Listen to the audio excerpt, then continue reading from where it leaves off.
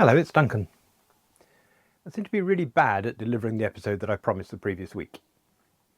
Last week we looked at data classes and lenses, and at the end I said that today we'd look at applying lenses to loosely typed property sets. But I'm afraid you're going to have to wait. That's because I realised that composing lenses is a really interesting topic, and one that makes data class lenses much simpler. I also started playing with reflection and data classes, so that by the end of this episode we have a really nice system to query and update deep trees of immutable data.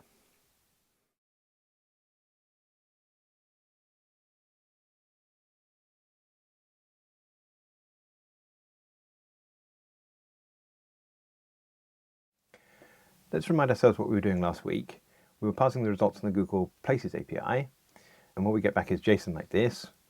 It's an array of places, and inside each place there's a nested structure with a name, ID, types, and so on and so on.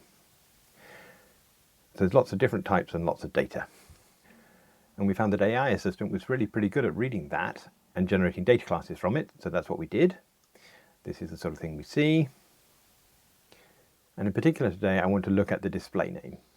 So a place has a display name, and a display name has a text and a language code. We see that in here. This is our place. If we look down here, regular opening hours, it's in no particular order. Here's its display name, and there's its text, and there's its language code. So let's say we want to manipulate places and their display names. Well, I've got a test here. I've cleared out some of the things from last week so we can start afresh. But basically we read the JSON file here. We get a place, which is one of our place objects. And we can see that because this place object is a data class, we can navigate through its properties. So we can go from a place to its display name to its text, and we can show that it is equal to the International Magic Shop. So let's run that. And that is true because in our JSON, the very first one of the places has the text International Magic Shop. But what if we wanted to change that display name? Well, the problem there is that our place is an immutable data class. So we can't just edit the display name. We have to create a copy of the place with a different display name. And we can't just edit the text inside a display name. We have to create a copy of the display name with a different text inside it. So we like immutable data for many reasons, but mutating things inside nested immutable structures is quite hard. So if we wanted to do it by hand here, we would have to say val edited place is a place.copy. Now we need to tell it that we want to change the display name, and now we could say is display name with new name, but then we'd have to get the language code right. So in fact what we have to do in here is we have to say that the display name is a place dot display name dot copy, where we only want to change the text inside that. So the text equals new name. Put in another bracket there, reformat.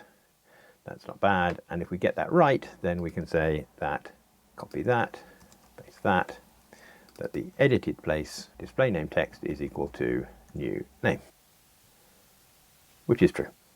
So for data classes, getting a nested thing is really rather easy.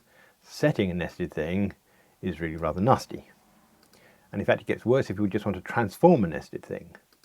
So for example, if we wanted to uppercase what was there already, we'd have to write something like, I'm going to copy this, edited place 2. So we want to uppercase the thing that's there, and so that would be display name is a place display name copy, text is a place dot display name dot text dot say uppercase. And then if we copy that assertion, then we'd expect that our edited place 2 would have International Magic Shop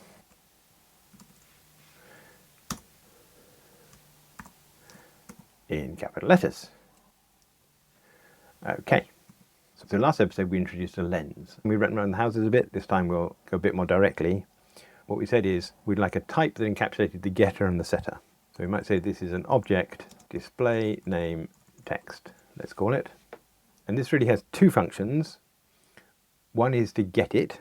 So we're going to call this fun get. And if we give that a place, which we'll call subject, that will return a string. And we can implement that as subject.displayName.text. So that's our way of getting the display name text from a place. And we're also going to give it a way of giving us a new place with a display name text substituted. And I think we call that inject. So inject will take the subject that it's going to inject into, which is for us a place, and the new value, which is for us a string.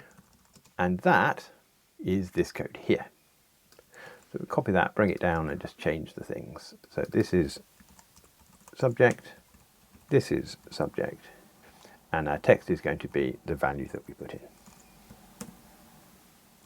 Now then, the lens equivalent of directly accessing this here is to take display name text, use its getter on a place. Is that true? Yes, it is. Now then, what about editing? Let's reproduce these two bits with lenses. So this will be edited with lens. And in this case, we can take the lens, which is display name text, and apply it to our place, giving it the new value. So up there we used new name, and we need to use the inject function here. Forgot about that. And then we can expect, as we did here, but instead of going directly here, we'll use our lens again. So this is our display name text on our edited lens. We need to say .get, and that should say that. Is that true? It is. And as for this last one here, where we are, I think maybe I'm going to say transformed place, where we're transforming our display name, we discovered that we could write that inside here. We could write the update using get and inject. So we could write fun update, that takes a subject, and it takes a function that takes the current value of our display name text and returns a new one. So this is some transform. We know this is going to return a place, and we do that by injecting into our subject the result of calling the function on getting from our subject. Notice that the types work, so that's good. And so our lens equivalent of this is transformed with lens is we take our display name text and we say update a place with a function that takes it uppercase. And if we do that, then we expect, again using the lens, that the display name text on the transformed with lens, where we need to get that, is International Magic Shop in capital letters. So with the lens, by defining get and inject, we get update for free. Whereas using raw data classes, this and this look the same, but they're not really. And now then, anything that nice deserves its own interface. So what we're going to do is we're going to refactor this. We're going to extract an interface in here, and we're going to call it lens. And that's going to have get, inject.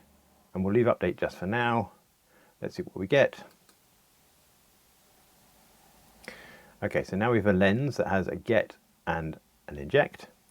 And now we don't want this tied to just place and string, so let's try extracting a type parameter here. But that's changing the function, not the interface, so let's back that out. Do it by hand. We'll say that a lens requires a subject type, which we call T, and a result type that we'll call R. Subject then is our T, and get returns our R. Inject into a subject with an R returns a subject. And then this makes our lens a lens of place and string. Is that right? Still good. So each of our concrete types, the display name text for example, has to tell us how to get and inject. But this update, well, that's more general. So we should be able to pull that up. We can put it in here, and that would be subject is T, F is R to R, and that would return another T. So we have a default implementation of what it is to update. We're using that here. but that would work for any lens. Okay then, so far our lenses have been implement to the get and inject, get update for free. That's quite handy, but can we get more for free? Well, it turns out we can, but just before we do, I'm going to point out there's another way we can implement lens. So at the moment we subclass lens like this. What we could do though is have a data class. Now we need to find a name for this. I don't really have a good one. I'm going to call it lens object for now, for reasons that might become clear. And it is going to be a data class that takes a T and an R and is a lens of T and R. Now, data class has to have some properties. So let's put those in here. And what it's going to take are functions to implement get and inject. So I think we'll say one of those is val getter. And we know the type of that wants to be the type of this function here, which we know is something that takes a subject, which is a T, and returns an R. And we have a val injector, and the type of that is going to be the type of this inject, and that is something that takes a T and an R and returns another T with the R inside it. Okay, this doesn't yet implement lens, but we can ask it to do so. Add both of those. Now, how do we implement get? Well, we just call our getter with the subject. How do we implement inject? Well, we call our injector with the subject and the value. So this is a neat trick for moving between the object-oriented world of interfaces with methods and the functional world of standalone functions. Because here we can combine two standalone functions into something that implements an interface. Why is that useful? Well, here we've got display name text and it's an object. That is to say, we're actually introducing a new type in order to implement this lens. But we could equally say we have a variable. I'm going to call this display name text 2, which is an instance of our lens object. We want this to be of place and string. And now we can pass functions to this. What functions do we want to pass? Well, actually we could just pass display name text get and display name text inject. You see that compiled? That's not a great deal of use to us, but in fact we can just take these implementations, use them directly in here as lambdas.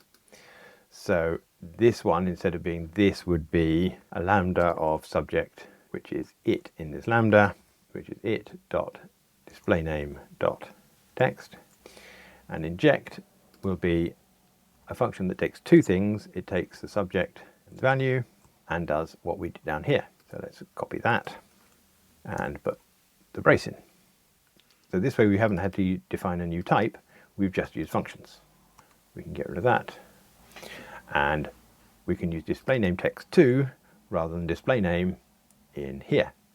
So let's do all that. So here we'll select all of those and paste and run. Good. So now we have two ways of implementing lenses.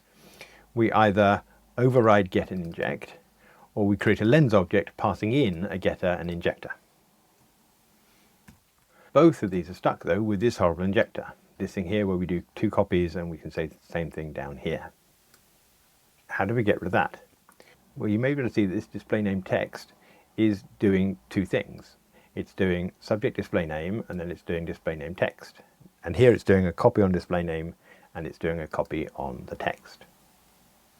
So what if we had a plain or display name lens? That would be a lens object between a place and a display name. That's the thing in the middle there. And we could build that quite easily. The getter would just be it.displayName.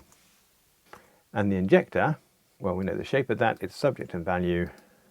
But now we only have to do a copy one level deep. So we do subject.copy, and this is our display name with value.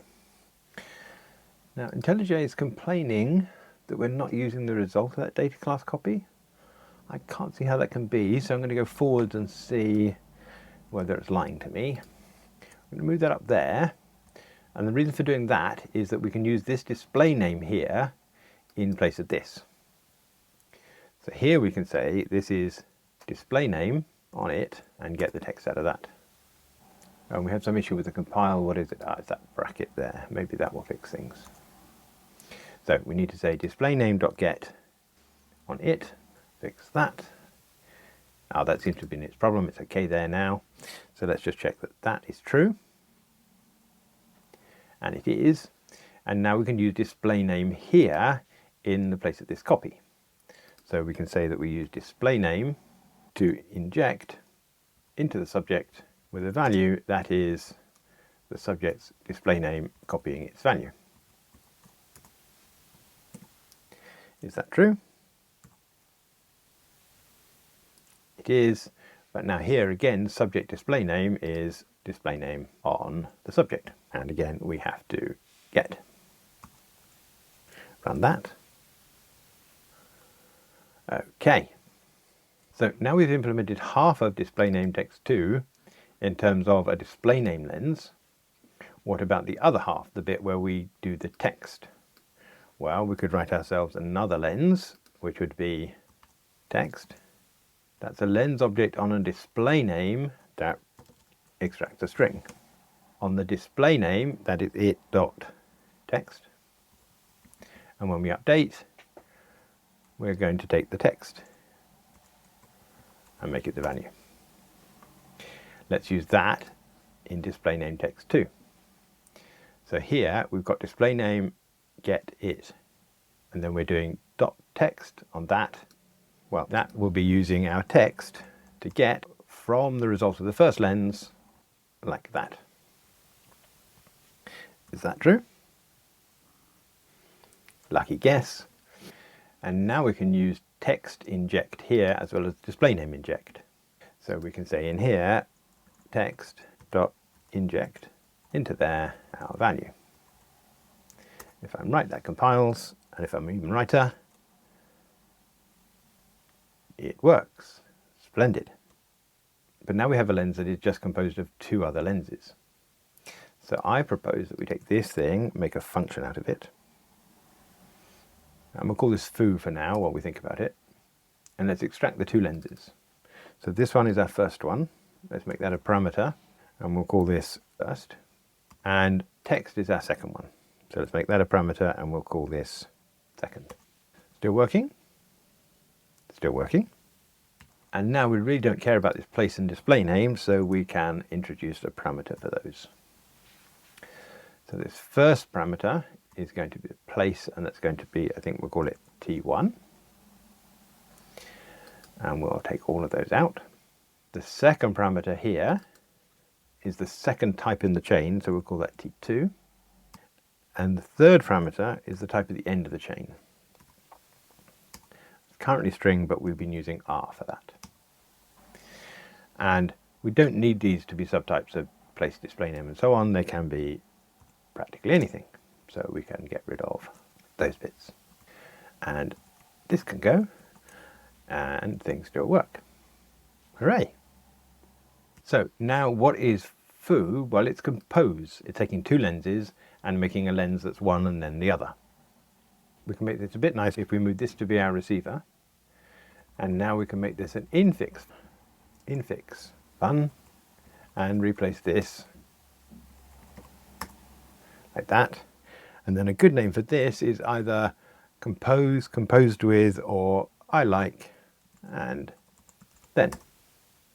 So by writing two simple lenses like this, display name and text, and composing them, we've managed to create a lens, display name text 2, that has this complicated behavior here that was really quite difficult to write. And note that once we've got this behavior, the get and set, we also get the update. So in fact, we're using display name text 2 here through update, taking a function that transforms the value deep down in the tree. Are we right? Yes, we are. So I think that's maybe convenient enough that we don't want to keep around this display name text object here. Just get rid of that. And we'll make this a public function and move it up. We could put it inside our lens, or we can leave it as an extension function. And then let's just remind ourselves that we're composing them like this. Let's take that up there. And note that now they're values, we can actually just define them where we want them rather than at the top level. So we could just put them in here like that, rather than having to define a type. Good. I'm just going to check this in so we've got a place to refer to. I think we'll call this lens, object, and composition. And maybe and then composition. Commit that. The ability to compose them with and then and derive update makes our lenses pretty convenient. But constructing them, at least on data classes, is still a bit unsatisfactory. We've still got this display name here and this display name here, text here, text here. Can we do anything about that? Well, as discussed in the last episode, we don't actually have a way of getting a particular variant of the copy constructor in Kotlin. Well, that's true statically, but we can do it with reflection. Let's ask AI Assistant. I'm going to say, how can I access Kotlin Data Class copy using reflection? Well, ChatGPT tells me off a bit for even thinking about using reflection, and maybe that's right, but it also hasn't told us how to access a particular property. Let's ask that. How do I use this with just one property to copy? I'm not sure that's really helped. Let's try, how do I select which of the parameters to use?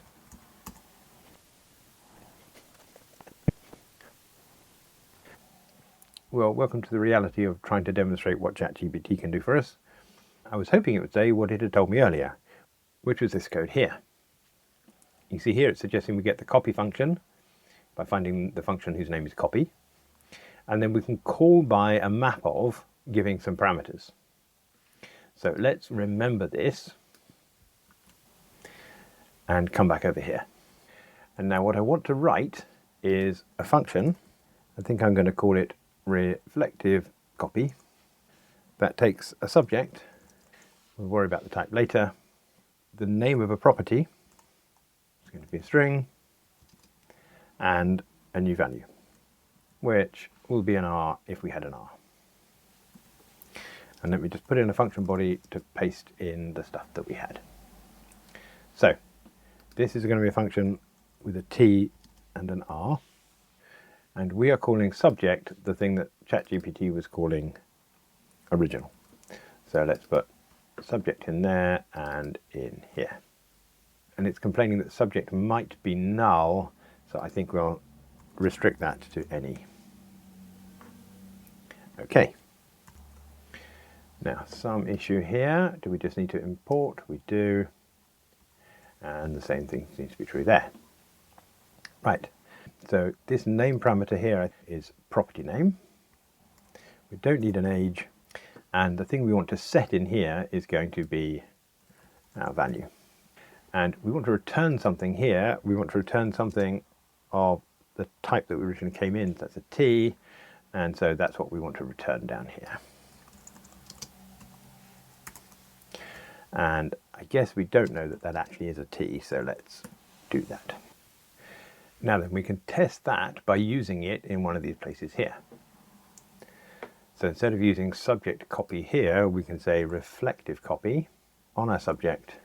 The thing we want to substitute has the name display name, and we want to pass in the value. Does that work? Oh, well, it does. That's a good start, because that means we can use it here as well. So if we text in there, should be good, and is.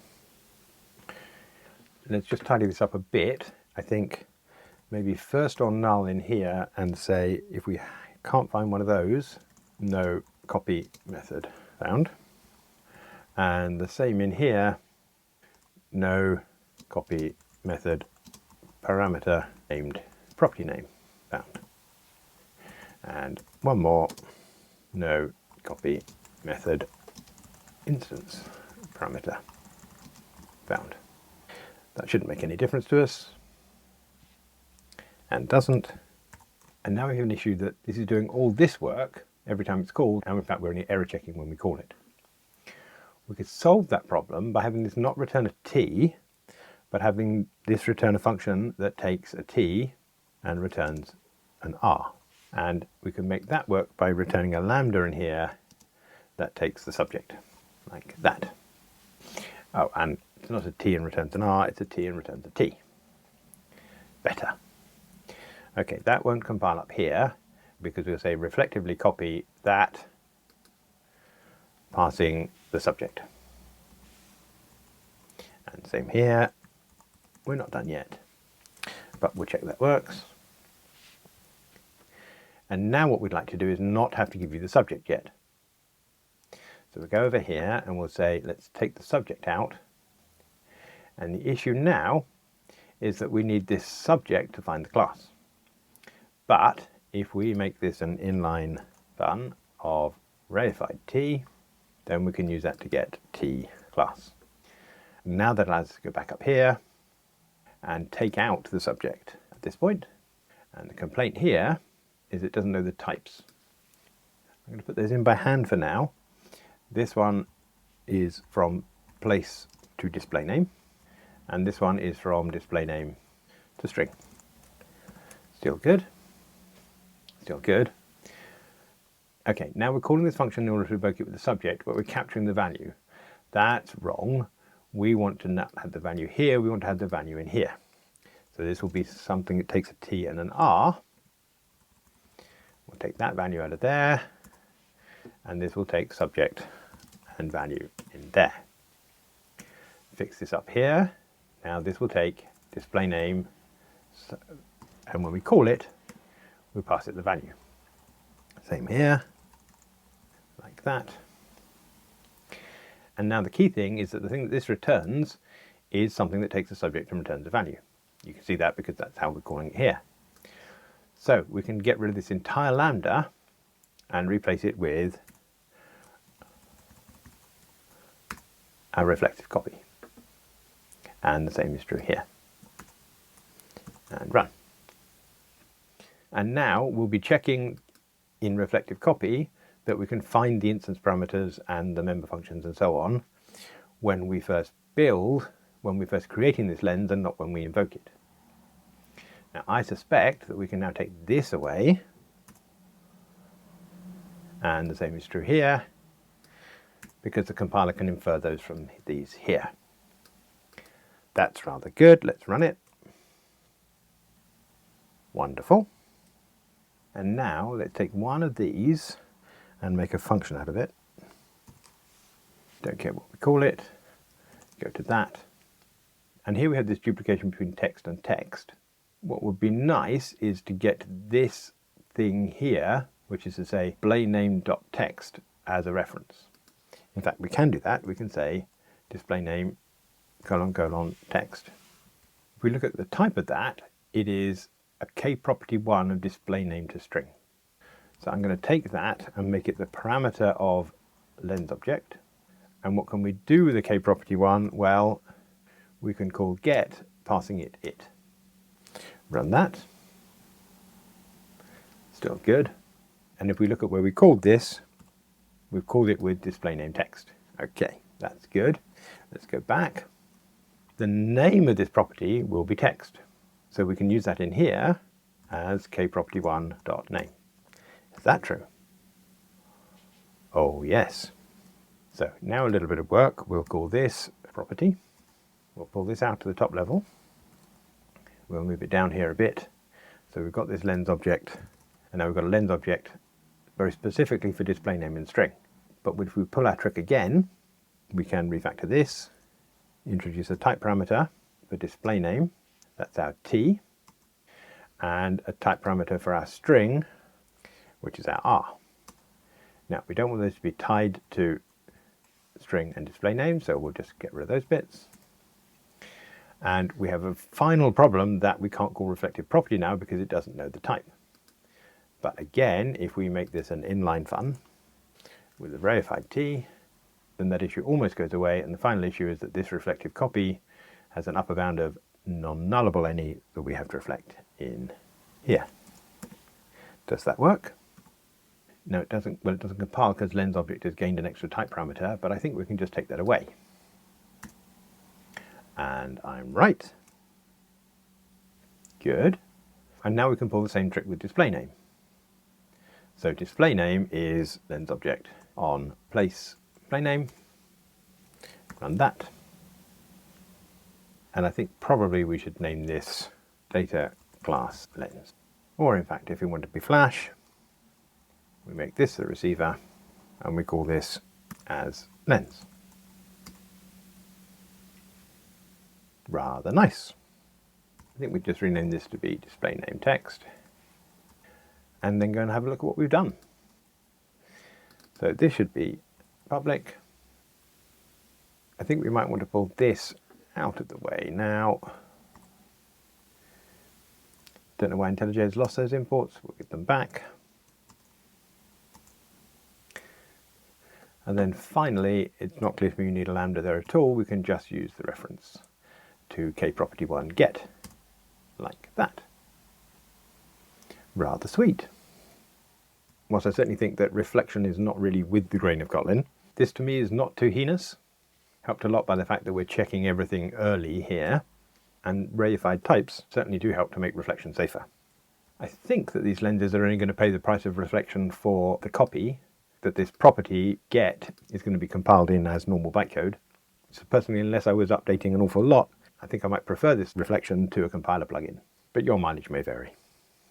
I notice one last cleanup and one more. I think it might be helpful to say what that type is. And we're done for the day.